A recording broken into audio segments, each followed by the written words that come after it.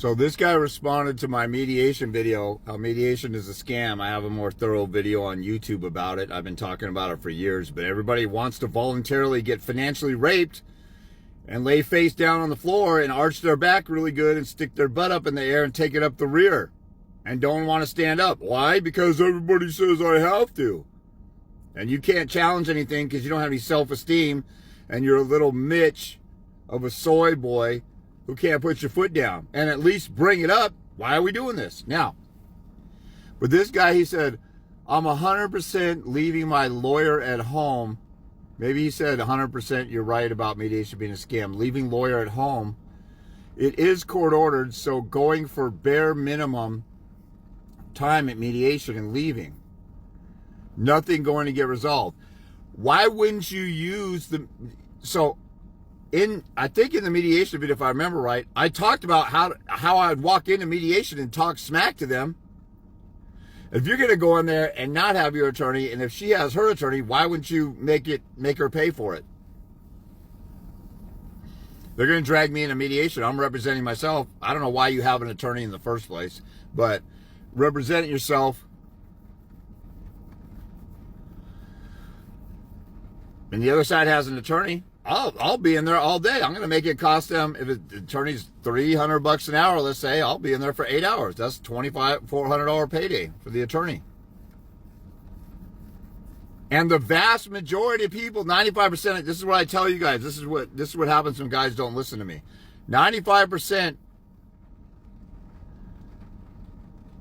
of court cases settle out of court.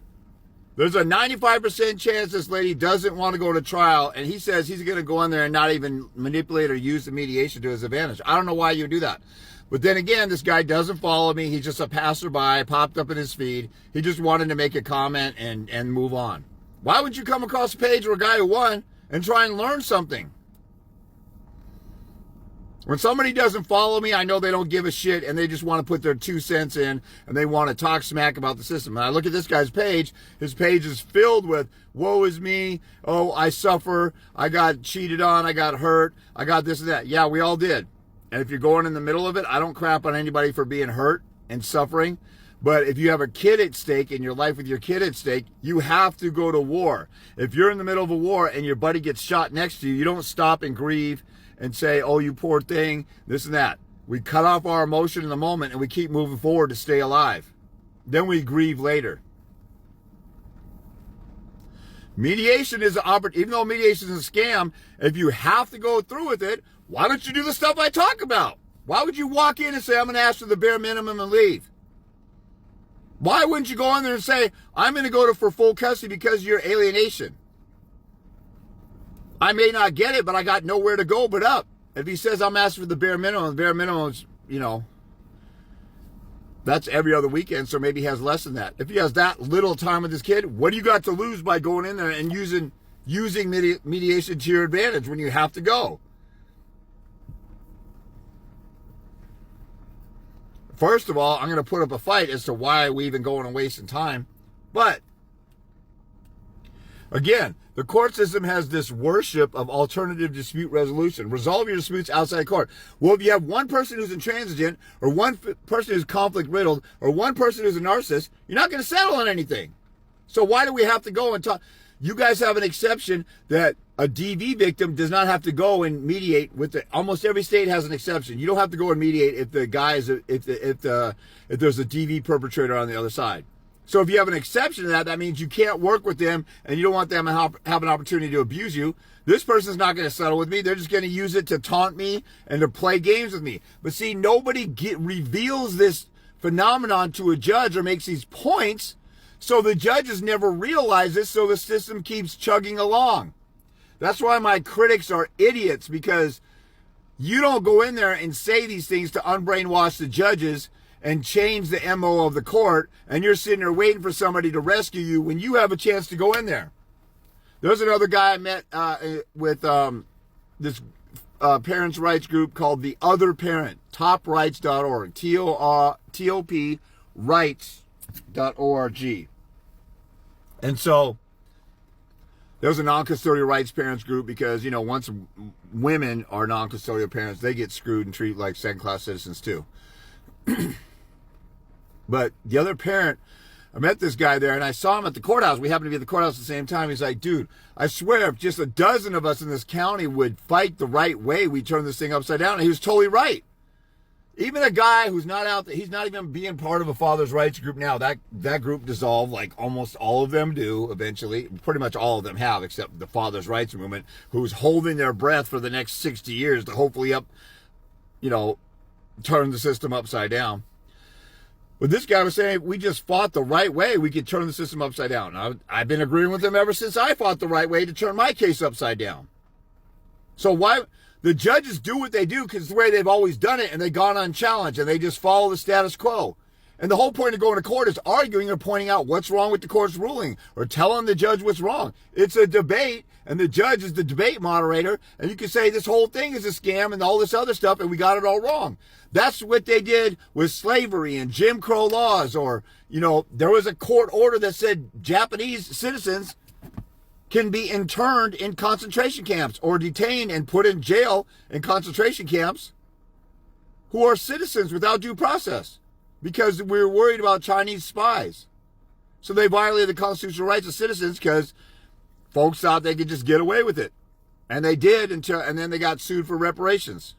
The government, all those families who somebody was in prison, they got sued the government for reparations. But what does it hurt the government? Because it's taxpayer money. That they just turn around and nobody gets thrown in jail or whatever, or nobody gets in trouble for treason. But see, if we protested judges at their home, or protested lawyers at their home, or did videos exposing judges and lawyers with their home address and their driver's license number and their birth date, like I do, with the picture of their hideously ugly wife, and embarrass them and disturb their bubble, then they'll start changing their minds about making bad decisions. And protesting outside the courthouse, and on the protest sign, putting the case number on there and saying this person gave kids to a child molester or a drug addict or a child abuser. And then we embarrass them and disturb their bubble. They're going to be embarrassed going to work because you put the case number there. Everybody at their job is going to look into the court case and say, oh my God, this judge just endangered a child. But no one, 0% of people ever do this ever, except me. I've never seen somebody cite a case number. I've seen a lot of fathers' rights groups, like the fathers' rights movement, fruity, booty busting, booty short wearing trannies of the fathers' rights movement, and their biggest hardcore hero of a manly warrior looks like the guy in Hangover who was a comedian at Comedy Central. All those guys, their protest signs say, honk if you love dads. Dads are people too. The court system is not nice to dads. I love my kids. Dad should have 50-50, or why does the dad have to fight? Instead of targeting a judge and disturbing his bubble, those judges are in a undisturbed bubble. They're laughing at you when you're protesting. It's not affecting them. Do you want change? Or do you just want to feel good in your feminine little soul and in your little labia by going out and protest? I've seen guys 20 years ago say, I could really feel it I can really feel it. The momentum is changing. And nothing changed at all. Zero. No change. Emotional feminine feelings that dominate these beta soy boys are out here in the fathers' rights movement. So why wouldn't you go into your mediation and say, I'm going to go for full custody and for you to get child support? Now, I may not win, but I know some dads who got full custody without an attorney, and I'm going to go for it. I'm going to point out your alienation and the factors in the law. And I say, let's pretend this guy's in Florida. Yeah, let's pretend he's in Texas. I'm going to point out Family Code 153. I'm going to point out in the Hawley factors that you have your omissions as a parent to do this and your actions by a parent to do that. You don't have any excuses for that. And you did this and alienated. I'm going to point out that you falsely accused me of child abuse to get me screwed. And that's a $5,000 fine somewhere in Texas Family Code 153. It might be a $2,000 fine. I can't remember what the fine is. I would use all that leverage to scare the crap out of them. It's a leverage game. Most guys just get intimidated and sign off on that stuff.